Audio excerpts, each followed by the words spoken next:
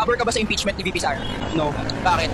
because it is obviously politically motivated. I mean, maraming may confidential funds sa gobyerno, iba nga billions pa, but why single out the VP? Libo-libo ang nag-share niyan. Kahit ang isang Facebook account ni Senator Ronald Bato de la Rosa, shinare ang video na may caption na mabuti pa raw ang mga bata nakakaintindi sa mga pangyayari. Pati ang sinasabing isang FB account ni Davao City Vice Mayor Baste Duterte, shinare din ang video.